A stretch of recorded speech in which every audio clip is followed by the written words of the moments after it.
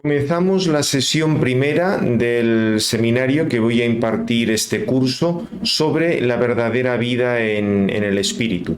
Como en otras clases de otros cursos, ya sabéis, los materiales se encuentran en mi página de academia. En la descripción de este vídeo tenéis el enlace para poder descargaros esos materiales, y el tema es precisamente este. Vamos a ver el texto: la verdadera vida en el espíritu. Es decir, toda una serie de cosas que tienen que ver con los dones del Espíritu Santo, con la vida de oración, con los carismas, diríamos unos temas de teología espiritual, pero como en otras ocasiones, tratados desde el punto de vista de Santo Tomás. Lo que haremos estamos en la parte primera, lo que son las cuestiones iniciales del seminario, y hoy vamos a ver un poco el motivo por el cual vamos a apoyarnos en Santo Tomás para tratar estos temas acerca de la vida en el espíritu. Vamos a ir directamente a los materiales, porque así creo que será mucho más fácil. Bien, en la presentación del seminario esto es más o menos lo que habéis podido ver en la agenda académica, es el texto ese un poco ampliado. Recuerdo que en Santo Tomás tenemos muchísimos materiales, tanto en la Suma de Teología como en los comentarios, muy especialmente al Corpus Paulinum. Se podría añadir el Evangelio, de los comentarios al Evangelio de San Juan, de lo que hoy denominaríamos teología espiritual. Pero la ventaja en Santo Tomás es que lo que nosotros denominamos teología espiritual está relacionada con también con la moral y con la dogmática. O sea, acordaos que en Santo Tomás la teología es fundamentalmente una, ¿no? Ahora estamos muy acostumbrados como a hacer partes, a dividir. En Santo Tomás queda muy claro la unidad, y precisamente por eso se integra perfectamente la teología espiritual en lo que hoy llamaríamos moral y en lo que hoy llamaríamos dogmática. En la presentación de hoy esto os va a quedar muy claro. Vamos a ir viendo. Aquí pongo simplemente el detalle que la gran mística carmelitana, y precisamente esto está grabado el día de Santa Teresa de Jesús, está muy relacionada con el doctor angélico. Recordemos que Santa Teresa, uno de sus principales confesores y probablemente el que mejor la comprendió y el que más la atendió, fue precisamente el grandísimo teólogo dominico Domingo Báñez. Y es muy importante, a mi modo de ver, que Santo Tomás nos ayude para estas cuestiones que tienen que ver con la vida espiritual, porque ante la situación de secularización que se da tanto en la sociedad como en los miembros de la Iglesia, existiría siempre una salida fácil de buscar la espiritualidad en lo extraordinario, en lo desconocido, en cosas así muy llamativas, o en lo emotivo, o también existiría el riesgo de ver una espiritualidad que es la disolución en el mundo. Diríamos que frente a todos estos problemas o errores o diríamos complicaciones que pueden darse, en Santo Tomás tenemos unas orientaciones muy claras. En este seminario lo que estudiaremos son las cuestiones principales de la Suma de Teología de Santo Tomás, así como algunos de los comentarios. Haremos alguna referencia, no mucho, a los comentarios que tiene al cuerpo paulino. También esto es importante: el presente seminario no es que quiera sustituir a un curso sistemático de teología espiritual. Estos materiales son simplemente, la única pretensión que tienen es que el lector se pueda acercar mejor a los textos de Santo Tomás, a la enseñanza de Santo Tomás, y de este modo pues pueda profundizar el que lee estos textos en la propia vida cristiana. Se notará que en muchos de estos textos lo único que haré en los materiales es ofrecer como una paráfrasis, digamos como una traducción de los textos de la Suma. Creo que puede ayudar a comprenderlos, pero lo realmente importante es que cada uno entre en esos textos y profundice en esos textos. Bien, aquí lo primero que tenéis es el calendario, la distribución del curso, pero esto se refiere más para los que están haciendo el seminario de una manera manera presencial. Las 4 primeras sesiones son, ahí vemos la guía de Santo Tomás, es lo que vamos a ver hoy, porque seguimos a Santo Tomás. Veremos luego los presupuestos teológicos y morales y las virtudes teologales, porque esto es fundamental para poder entender lo que es la teología espiritual de Santo Tomás vinculada a la teología moral. Pero luego vienen ya los grupos centrales del seminario. Los dones del Espíritu Santo, que a mi modo de ver esto es fundamental, diríamos una de las características de las más importantes de Santo Tomás, es que la vida espiritual va a ser la vida que dependa de los dones del Espíritu Santo. Cuando somos movidos por los dones gracias a los dones del Espíritu Santo, ya lo veremos, es lo que se podría denominar vida mística o vida espiritual, sin entrar para nada en la cuestión de los fenómenos extraordinarios.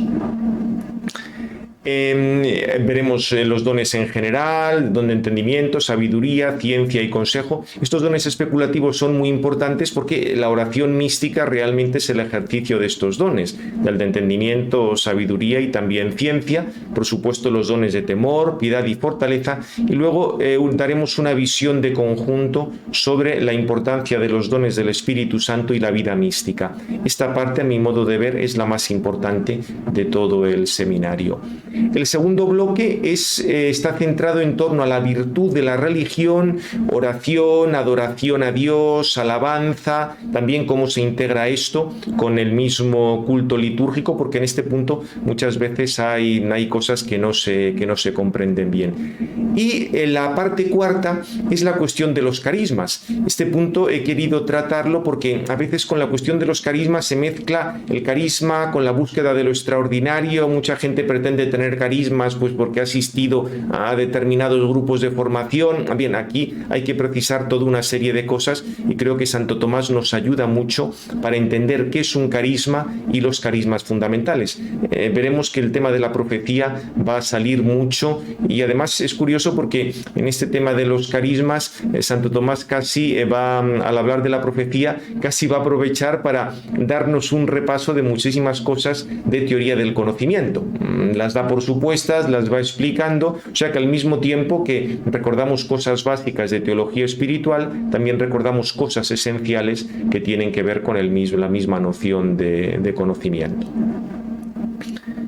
Bien, y luego en la parte quinta este es un poco como apéndice, es menos importante. Aquí lo que he hecho ha sido materiales que había preparado sobre diferencias entre la espiritualidad que se sigue de la obra de Santo Tomás y luego la que depende de los ejercicios espirituales de San Ignacio y que difundió tanto la Compañía de Jesús, pues ver cómo se plantean las cosas en un autor y en otro. Ante todo en la sesión 21 ahí sale alguna cosa más global de estas diferencias y el tema de la indiferencia ignaciana, en qué sentido entra o no entra, más bien no entra en el planteamiento de Santo Tomás, el modo de plantear la vocación, porque aquí también hay diferencias bastante notables, y por supuesto el modo de plantear la obediencia.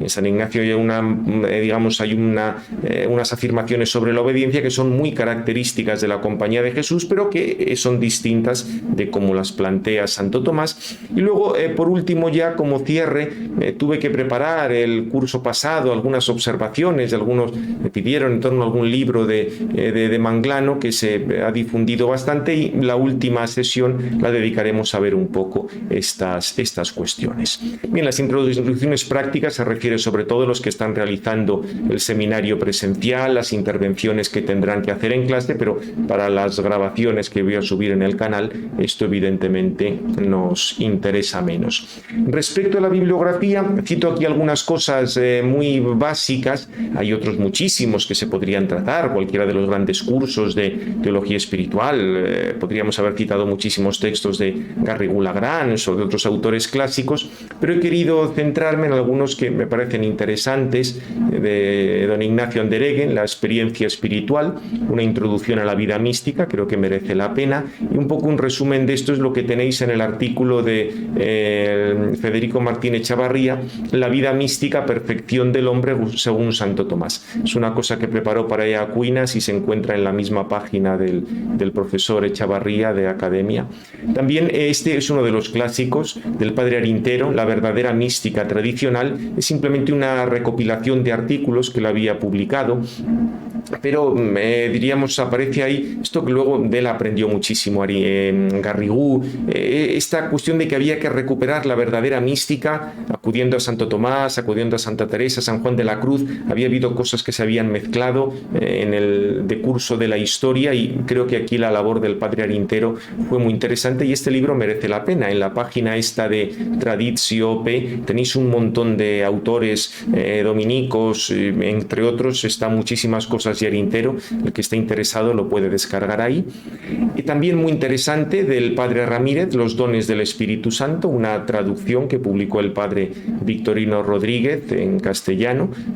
Es una cosa interesantísima sobre los dones. Y un articulito del padre Victorino Rodríguez que es un extracto de su tesis doctoral. La tesis doctoral del padre Victorino Rodríguez fue en torno a la especificación de los actos por los objetos formales, y también estudió ahí la cuestión de los dones del Espíritu Santo, cómo se distinguen los dones de las virtudes, los dones entre sí. Depende de muchas cosas de Ramírez, obviamente fue su discípulo principal y el que le conoció perfectamente, y publicó en Teología Espiritual varios articulitos. Este es el primero, Cuando es donal la moción divina en el alma. Trata cosas muy básicas en torno a los dones, pero es realmente interesante.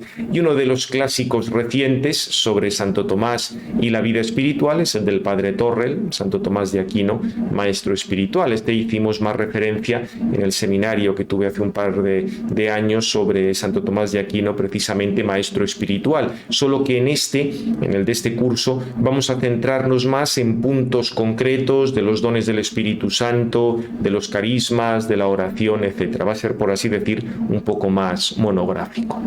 Bien, pues dichas estas cosas, vamos a la parte primera, algunas cuestiones previas, y en concreto la sesión de hoy, que será más sencillita. Hoy es una cosa, diríamos, más de introducción, la guía de Santo Tomás. Diríamos algunas cosas sobre Santo Tomás, la importancia de la suma de teología. Bueno, como siempre sabéis que en este tipo de materiales que pongo están todos con su índice al final, podéis ir sacando los distintos grupos de textos que se tratan en cada una de las partes. Bien, esto no lo vamos a emplear ahora, pero ahí se puede dar un poco una visión de conjunto.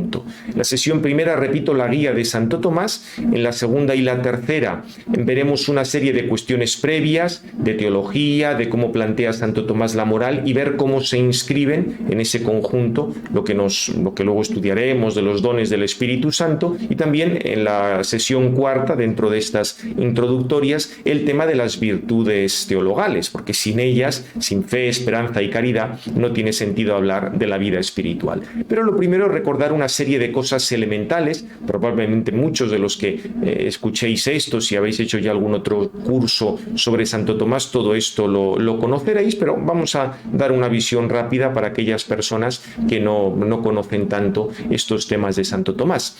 Os recuerdo que Santo Tomás nació hacia el 1224-25. Pensar que en aquella época no teníamos los registros parroquiales como los mandó Trento, y es difícil precisar algunas fechas de nacimiento. Sí se sabe que nace en Rocaseca, en Sicilia. Su padre era napolitano, la madre era normanda. Fue oblato benedictino en Montecassino. Sus padres le mandaron como oblato, o sea, como un niño entregado a los monjes para su educación. Sí, había interés religioso por parte de los padres, pero como eran de una familia noble, el interés religioso era que también, andando el tiempo, el pequeño Tomás pudiera llegar a ser abad de Montecassino. Eso era una cosa enormemente importante. Las cosas, como veremos, se le frustraron, pero la idea era esa. Solo que el Santo Tomás, que evidentemente era muy, muy inteligente, se crió ya desde muy pequeño escuchando todos aquellos textos de la liturgia, de la Biblia, de los padres. Algunos han dicho que casi su lengua materna fue el latín litúrgico, o el latín que se empleaba en el monasterio de Montecassino. El caso es que luego estudia en Nápoles, una facultad donde se comenzaban a enseñar los textos aristotélicos tal cual, y él toma allí contacto con la orden de predicadores, con los dominicos. Le gustó mucho porque él estaba muy interesado en el estudio, en la predicación, en todas estas cosas. La familia no estaba por la labor, porque claro, si entraba en los dominicos se le fastidiaba el que pudiera ser abad de Montecassino, que era lo que pedían. El caso es que al final consiguió irse con los dominicos, estudió posteriormente en París y en Colonia con San Alberto Magno. Tiene varias etapas primero una primera etapa de enseñanza en París como bachiller sentenciario, explicando las sentencias de Pedro Lombardo, luego ya como maestro regente, pasa luego a diversos lugares de Italia, tiene que organizar pues los estudios de la provincia, de los dominicos en toda una serie de lugares, y aquí señalo, tuvo que estar en Nápoles, Viterbo, Orvieto, Roma. Ante algunos problemas de la Universidad de París, los superiores le mandan otra vez a París. De la cuestión de los averroístas, de la crítica que estaba viendo a las órdenes mendicantes, se vio que era oportuno que él estuviera allí. Y rige una cátedra que tenían allí los dominicos. Finalmente vuelve a Nápoles, allí como maestro regente los 2 últimos años de su vida, hasta que muere en el 1274 en la abadía de Fossanova. Se dirigía al concilio de Lyon, invitado por el Papa para participar, solo que murió antes. De todos modos, ya desde el día de San Nicolás, desde el 6 de diciembre de 1273, ya se sintió incapaz de escribir más. Tuvo una experiencia mística de las que él tanto hablaba, pero especialmente profunda, y ya desde entonces se sintió pues incapaz de escribir más, y al poco murió. ¿Por qué, digamos, seguimos a Santo Tomás, este autor del siglo XIII? Pues por la profunda autoridad doctrinal que tiene, pero hay que entender bien lo de autoridad doctrinal. La autoridad doctrinal, por una parte, y esa es la que más nos interesa, es una autoridad propiamente científica, o sea, depende del valor de los escritos de un autor, porque escribe muy bien, escribe con orden, conoce muy bien los padres, conoce muy bien las fuentes, tiene una filosofía que es muy sólida, y al mismo tiempo tenemos una autoridad canónica. Está la recomendación de la Iglesia, y esto depende de la conformidad con la revelación, que la autoridad de la Iglesia a lo largo de los siglos lo ha recomendado continuamente, y esta, como comento aquí, ha ido creciendo progresivamente, y en ese sentido es considerado como el modelo de los teólogos católicos. Aparece citado en la Tantoncius, en el actual Código de Derecho Canónico, pero, o sea, estas cosas, sin dejar de ser importante, por supuesto la autoridad canónica es importante, pero pensad que si hay autoridad canónica es porque hay una autoridad previa, o sea, no es que Santo Tomás sea verdadero porque lo diga la Iglesia, sino que como es verdadero y como tiene un valor enorme, por eso ha sido recomendado. O sea, no es que ahora digamos, la verdad de las proposiciones depende de lo que digan un día o digan otro, y ahora vale una cosa y al día siguiente vale otra y al siguiente vale otra. No, eso no es el planteamiento de la enseñanza de la Iglesia ni del magisterio. Si se recomienda algo es porque realmente tiene un valor y merece la pena, y es lo que vamos a querer aprender de Santo Tomás. Bien, pues continuamos con los apuntes. Hay que recordar que no todas las obras ni todas las partes de una misma obra tienen un mismo valor. Hay elementos que dependen mucho de las contingencias de la época, otros son mucho más permanentes.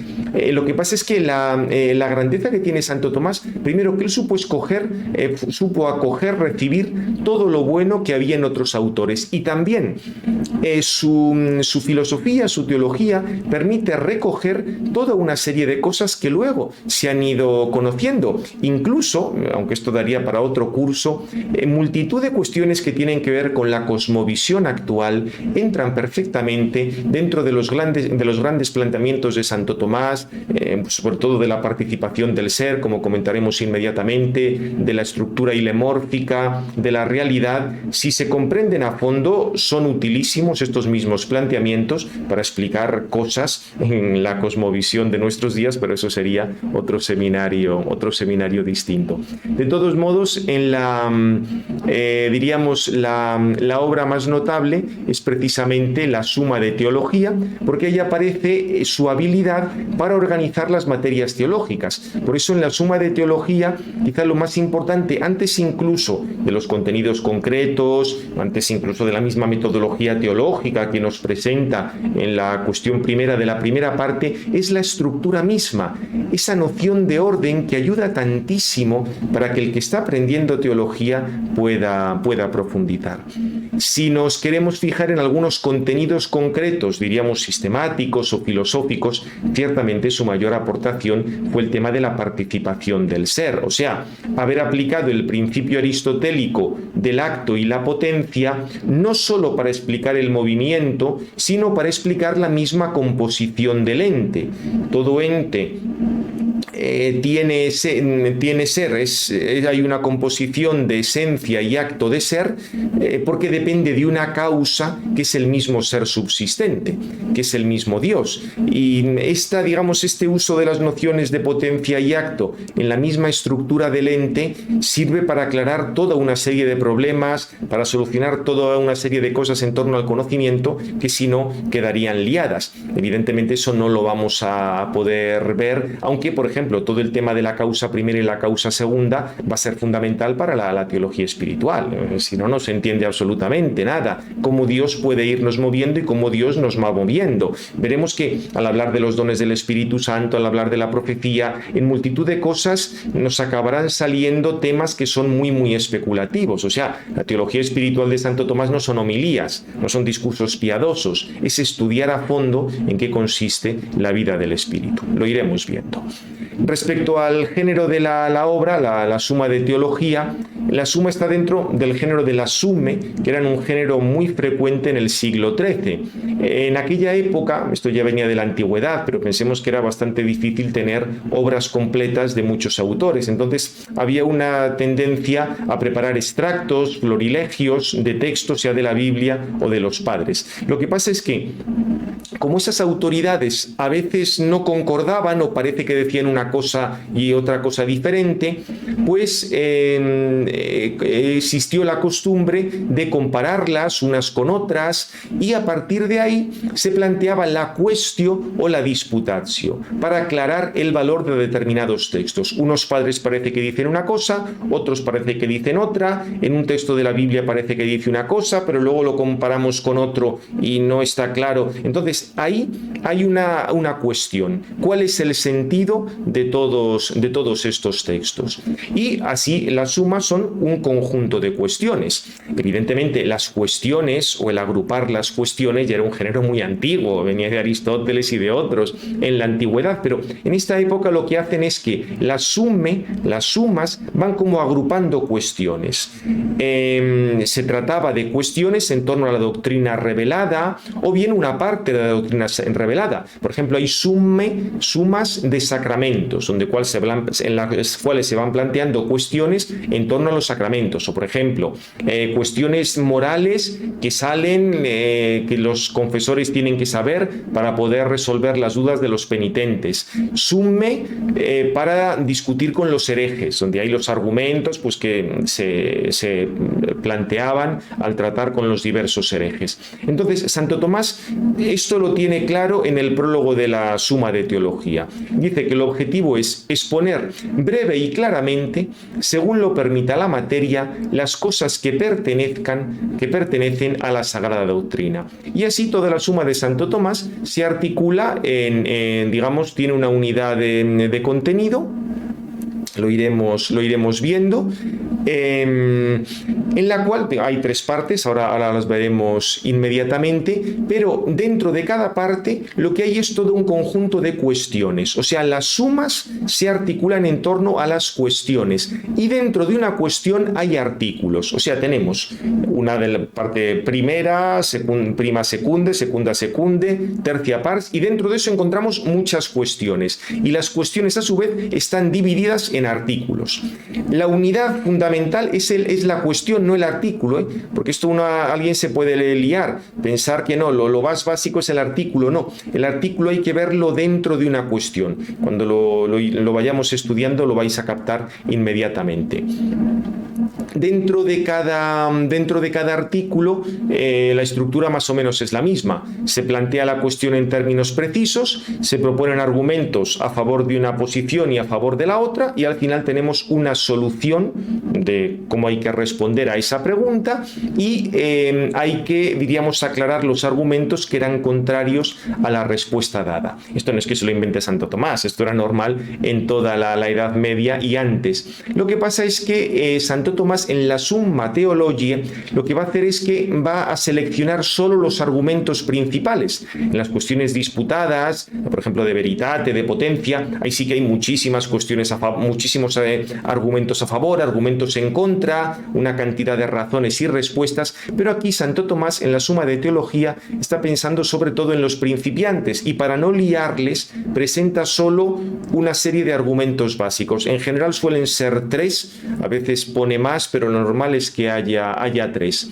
Suele haber un argumento 3 en un sentido, otro argumento sed contra, otro argumento contrario, y luego la resolución en el cuerpo del artículo aparece la resolución del problema que se ha suscitado, y luego la respuesta a las preguntas. Tened presente que la pregunta inicial, cuando Santo Tomás dice parece que tal cosa, al principio lo que dice es lo que luego va a negar. O sea, presenta una solución al principio en el enunciado, pero que es falsa. O sea, esa va a ser luego lo contrario, y va a haber un poco qué argumentos hay a favor de una cosa y a favor de otra. Por eso, como os resumo aquí, hay que advertir que la pregunta inicial y el parece, videtur quod, del inicio, era la solución falsa e incorrecta, mientras que al final de la discusión surge la verdadera.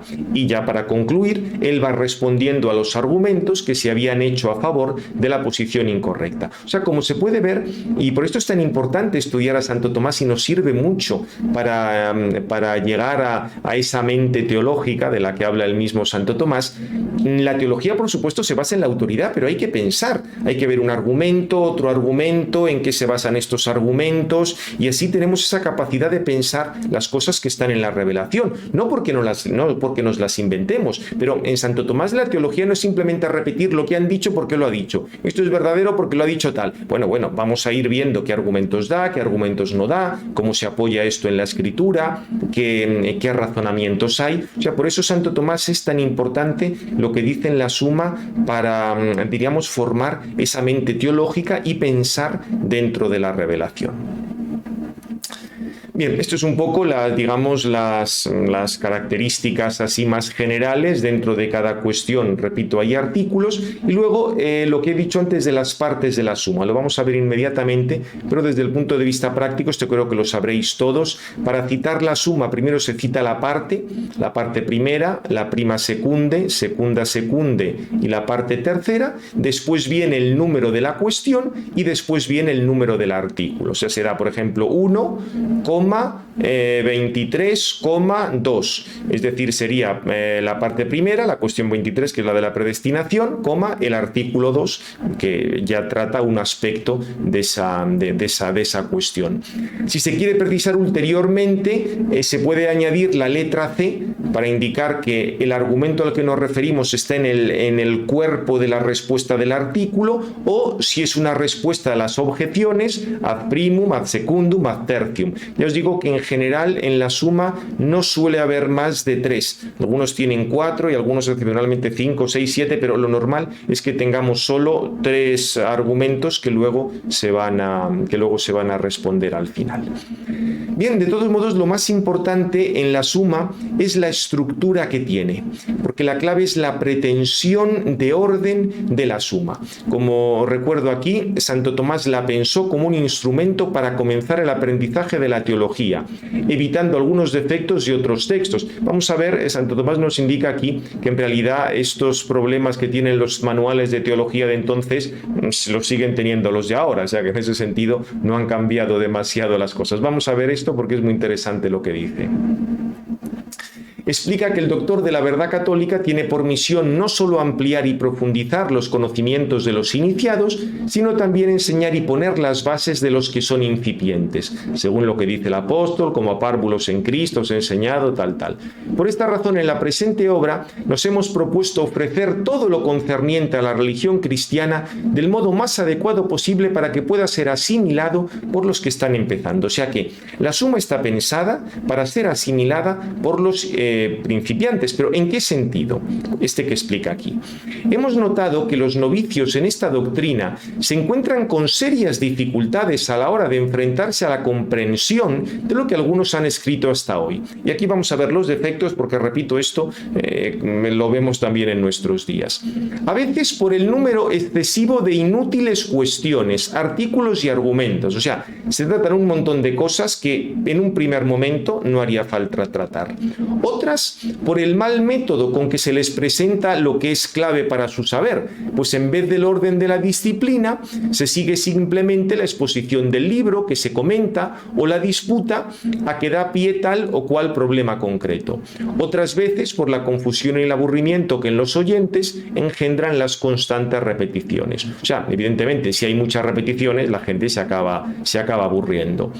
Confiando con la ayuda de Dios, intentaremos poner remedio a todos estos inconvenientes, presentando de forma breve y clara, si el problema a tratar lo permite, todo lo referente a la doctrina sagrada. O sea, como vemos, Santo Tomás se va a fijar en el orden, va a querer la claridad y la brevedad. Por eso ahora vamos a ver simplemente cuál es la estructura que tiene la suma. La suma tiene tres grandes partes. Lo explica Santo Tomás ya desde el artículo segundo de la primera parte. Se trata de llegar al conocimiento de Dios, no solo como ser, sino también como principio y fin de las criaturas racionales. Por eso, primero se va a hablar de Dios, en la primera parte. Segundo, de la marcha del hombre hacia Dios, cómo el hombre llega a encontrarse con Dios. Eso será toda la moral, la espiritualidad, como lo queramos llamar. La segunda parte, que es amplísima. Y tercero, Cristo, que es el camino en nuestra marcha hacia Dios. Por tanto, la primera parte, la que trata de Dios, Santo Tomás la divide de la siguiente manera. La reflexión sobre Dios abarca tres partes. En la primera trataremos de lo que es propio de la esencia divina, en la segunda lo que pertenece a la distinción de las personas y en la tercera lo que se refiere a las criaturas en cuanto que proceden de él. Por tanto, lo tenéis, la primera parte lo que se refiere a la esencia divina, cuestiones 2 a la 26. La primera, si Dios es, cómo es Dios, o más bien cómo no es, porque nuestro conocimiento de él es muy limitado, de la 3 a la 13, y luego las operaciones que hace Dios, de la 13 a la 26, su conocimiento, su voluntad, todas estas cosas. La distinción de personas, de la 27 a 43, lo que llamaríamos el Tratado de la Santísima Trinidad, cuestión de origen o procesión, las relaciones de origen y luego las personas, y por último una cosa muy amplia sobre las criaturas en cuanto que proceden de Dios. Habla de la creación en general, luego la distinción de unas criaturas y otras, y luego cómo se conservan y gobiernan las criaturas. En general, en Santo Tomás esto tenedlo en cuenta siempre. En cada grupo de cuestiones, como hemos indicado, las más importantes van a ser las primeras, y dentro de cada cuestión los artículos más importantes van a ser los primeros, y a partir de ahí se entienden otros. Eso tenedlo presente al ir leyendo a Santo Tomás. En la segunda pars, que es la más amplia de todas, de hecho se divide por eso en la prima secunde y la segunda secunda, porque tiene muchísimos artículos, muchísimas cuestiones, perdón.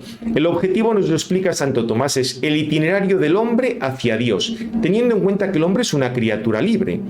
Cuando decimos que el hombre ha sido hecho a imagen de Dios, entendemos por imagen, como dice el Damasceno, un ser dotado de inteligencia, libre albedrío y dominio de sus propios actos.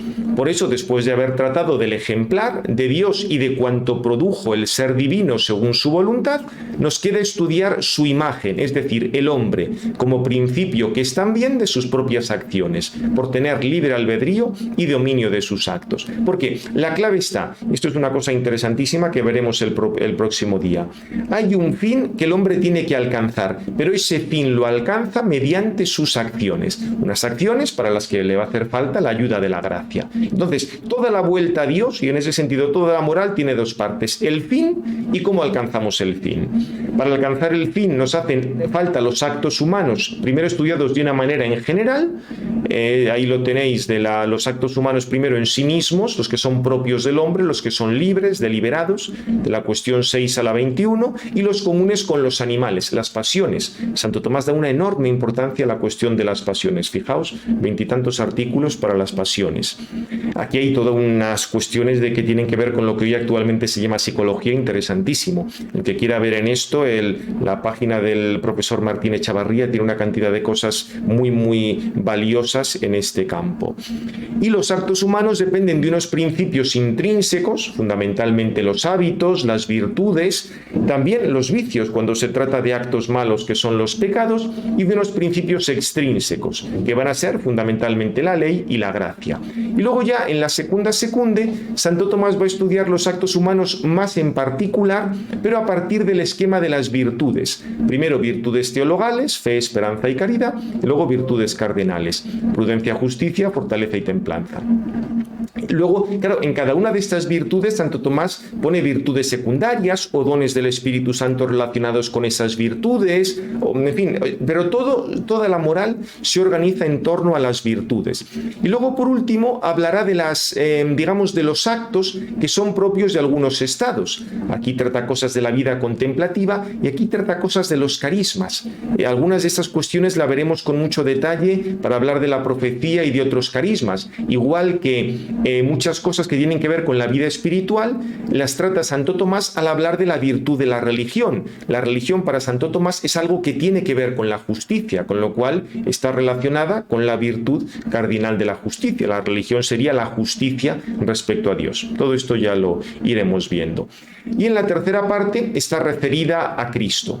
Dice, dado que nuestro Salvador y Señor Jesucristo, salvando al pueblo de sus pecados, tal como lo anunció el ángel, nos reveló en sí mismo el camino de la verdad, por el que resucitando podemos llegar a la bienaventuranza de la vida inmortal, se impone que para rematar los temas teológicos, después de haber estudiado el fin último de la vida humana, las virtudes y los vicios, nos ocupemos ahora del Salvador de todos los hombres y de los beneficios que ha otorgado al género humano. A este propósito se trata primero del Salvador en sí mismo y luego de los sacramentos, que es lo que nos deja Cristo para alcanzar la salvación. Y, en tercer lugar, del fin de la vida inmortal, al que llegamos por medio de Cristo cuando resucitemos. Bien, explica cómo en la encarnación comienza primero cómo Cristo se ha hecho hombre y luego los misterios de la vida de Cristo. Lo que pasa es que la tercera parte está, por desgracia, la parte donde hablaría de la vida eterna, se murió antes. Santo Tomás, cuando estaba escribiendo el Tratado de la Penitencia, dejó de escribir por aquella experiencia mística, al poco tiempo murió y nos quedamos con las ganas. Algún discípulo hizo lo que se llamó el suplementum, que era tomando cosas de otras obras de Santo Tomás, cómo completar la suma, pero el estilo de Santo Tomás es muy difícil de imitar y solo lo podía hacer él mismo, con lo cual es interesante el suplemento, pero algunas veces no está muy logrado y, digamos, la suma termina en la parte esa de la penitencia donde se paró Santo Tomás. Vamos a volver a esto.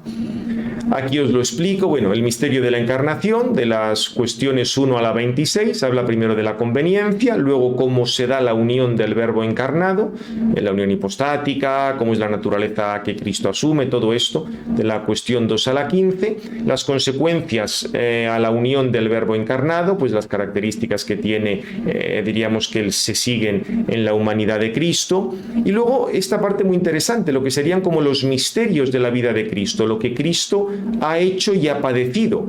Sería la entrada de Cristo en el mundo, el desarrollo de la vida de Cristo en este mundo, su predicación, todo esto, la salida de este mundo, todo lo referente a la pasión, y aquí hay cosas fundamentales sobre lo que llamaríamos soteriología, y luego cómo Cristo es exaltado por la resurrección, la ascensión, todo esto. Y después los sacramentos, primero sacramentos en general y luego sacramentos en particular. Pero Santo Tomás escribió lo referente al bautismo, confirmación, Eucaristía, la Eucaristía una auténtica joya. Sobre eso tenemos el seminario del curso pasado que está en este mismo canal. Recordad un seminario que hicimos sobre sacramentos en general y el sacramento de la Eucaristía, y comenzó a escribir la penitencia, pero a las pocas cuestiones de la penitencia ya dejó de escribir. Bien, esto es un poco como una visión de conjunto de la suma de teología, para que nos centremos un poco lo que vamos a ir tratando. Y ya para terminar, he querido poner en esta, digamos, como en esta sesión inicial, un texto que creo que es muy interesante del comentario de Santo Tomás a la carta a los Hebreos. El padre Arintero lo subrayaba mucho este texto, porque aquí Santo Tomás nos explica un poco en qué consiste este sentido espiritual, porque nos viene a decir que para comprender la doctrina de la Sagrada Escritura, ciertamente hay cosas con las cuales pensamos, sobre las que especulamos, pero también tienen que ser aceptadas por el afecto en sentido amplio, no solo sensiblería, sino también nuestra voluntad, es decir, adherirnos a aquello. Por eso dice Santo Tomás que en la Sagrada Escritura no solo tenemos cosas como en la geometría que tenemos que conocer o comprender, sino a las que tenemos que adherirnos. Y ahí recuerda Santo Tomás lo que se decía en San Mateo 5:19, dichoso aquel que haga y enseñe estas cosas. El estilo de los comentarios bíblicos de Santo Tomás es muy interesante, porque Santo Tomás se sabía de memoria toda la Sagrada Escritura, además de bastantes padres, pero de memoria es de memoria. Entonces continuamente relaciona unos textos de la Escritura con otros. Es interesantísimo ir leyendo estos comentarios. Hace muchas divisiones y subdivisiones del texto, pero lo más valioso es cómo va relacionando unos textos con otros. Fijaos lo que nos dice aquí. Dice, en otras ciencias basta con que el hombre sea perfecto según el entendimiento, mientras que en esto, en el estudio de la Sagrada Escritura, de la teología, se requiere que sea perfecto según el entendimiento y el afecto. Y aquí dice una cosa interesantísima, y es, cada uno juzga, cuando hacemos un juicio sobre algo, en cuanto que está dispuesto de una manera o de otra. Y una persona que está irada, que está muy enfadada, juzga las cosas de manera distinta cuando está bajo los efectos de la pasión de la ira y cuando está tranquila, sin esa pasión. De manera semejante, el incontinente juzga que algo es bueno cuando está en el momento de la pasión, pero cuando ha pasado ese momento de la pasión se da cuenta de que lo que había dicho que era bueno, pues en realidad no era tan bueno. Por eso dice el filósofo que así como es cada uno, de ese modo le parece el fin. O sea, juzgamos un poco las cosas, nos influye cuál es nuestro estado de ánimo, nuestras, digamos, las pasiones con las que estamos. Fijémonos que esto es muy importante, porque muchas cuestiones que la psicología atribuye al inconsciente y todo ese tipo de cosas, en realidad se explican de esta manera, Como tenemos una determinada pasión que nos mueve hacia algo, eso hace que el juicio que hace nuestro entendimiento, porque muchas veces se trata del juicio práctico, está condicionado por eso. Por eso Santo Tomás hablará de lo importante que es el tener virtudes para poder profundizar digamos, en la moral, poder orientarnos en esta vida, e incluso para la del conocimiento especulativo. Ciertamente el conocimiento especulativo, al ser tan abstracto, uno puede conocer bien las matemáticas o la geometría, aunque no tenga virtudes, pero es cierto que si no hay virtudes, comenzando por la virtud de dedicar tiempo a estudiar, poco va a llegar a conocer de la geometría. O sea que aquí Santo Tomás nos está diciendo que cómo sean las pasiones, o si tenemos ese orden interno, eso nos va a ayudar a juzgar correctamente las cosas, sobre todo las cosas que son espirituales. Y en este sentido dice, porque lo que se transmite en la Sagrada Escritura pertenece al afecto y no solo al entendimiento, es preciso ser perfecto en ambos aspectos, el del entendimiento y el afecto. Por eso el apóstol, al querer mostrar quiénes son los perfectos y a quienes hay que proponer el alimento sólido, dice que son aquellos que por su costumbre tienen los sentidos ejercitados. ¿Qué quiere decir los sentidos ejercitados para Santo Tomás? Pues explica que para esto hacen falta 4 cosas. Ante todo, la perfección en sí misma, es decir, que los sentidos estén ejercitados en cuanto que, digamos, aquí lo explica, como dice el filósofo, el entendimiento está ejercitado en cuanto juzga acerca de lo que hay que apetecer y realizar, se denomina sentido, porque está relacionado con algo particular. No es que aquí sentido se refiere al sentido exterior, sino quien siente lo que es de Dios es perfecto, es decir, que el entendimiento sea capaz de conocer no solo las cosas generales que hay en la Sagrada Escritura, sino llegar a conocer las cosas particulares. Y explica Santo Tomás que cuando en la carta a los Hebreos se habla de sentido, hay que verlo de esa manera, no el sentido de que te duela una muela o que te duela un pie y lo sientas, no, que seas capaz de juzgar también las cosas particulares. Y esto requiere una disposición interior. Estar ejercitado. Santo Tomás aquí recuerda el ejercítate en la piedad que aconsejaba San Pablo a Timoteo. Quien no está ejercitado no puede tener un juicio recto que hace falta para esto, para alcanzar la disposición de perfección. O sea, hace falta el ejercicio de las virtudes para poder comprender correctamente el texto sagrado. Dice también el hombre que tiene mucha experiencia, que se ha ejercitado, pensará mucho. El que no tiene experiencia reconocerá pocas cosas. También recuerda que hace falta ejercitarnos y para eso hay que repetir actos, hace falta la costumbre, no el ocio, no estar, digamos, sin hacer nada. Y luego también dirá que el fin de este ejercicio es la discreción, o sea, saber distinguir lo que es bueno de lo que es malo. Y dice Santo Tomás, comentando el texto ese de la carta a los Hebreos, que uno es perfecto cuando discierne entre el bien y el mal, que sepa elegir el bien y rechazar el mal. Esto tiene 3 aspectos, y aquí disculpad porque se me ha olvidado poner las letritas. La discreción entre el bien y el mal, en segundo lugar, la distinción entre lo bueno y lo mejor, y en tercer lugar, la distinción entre lo malo y lo peor. O sea, para Santo Tomás, tener estos sentidos ejercitados, tener este conocimiento espiritual, conlleva este tipo de discreción. Dice, pues hay muchas cosas que parecen buenas y sin embargo son malas. Hay un camino que lleva que al hombre le parece recto y sin embargo al final lleva al infierno. Para todas estas cosas se requiere la rectitud de juicio. Como tendremos ocasión de ver, en esta rectitud de juicio van a intervenir los dones del Espíritu Santo. No se trata simplemente de que tengamos un juicio porque hayamos pensado muchas cosas o hayamos hecho muchos actos de virtud por nuestra cuenta. Hará falta que nos mueva el Espíritu Santo, que intervengan los dones del Espíritu Santo para poder conocer bien todas estas cosas.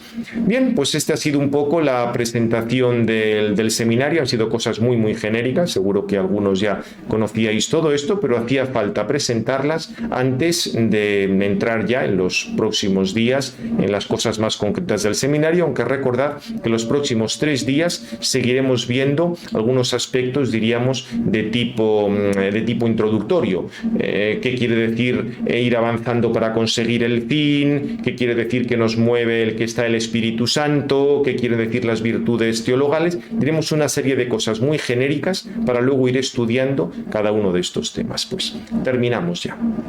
Gloria al Padre, al Hijo y al Espíritu Santo, como era en el principio, ahora y siempre, por los siglos de los siglos. Amén. Sagrado Corazón de Jesús, en vos confío.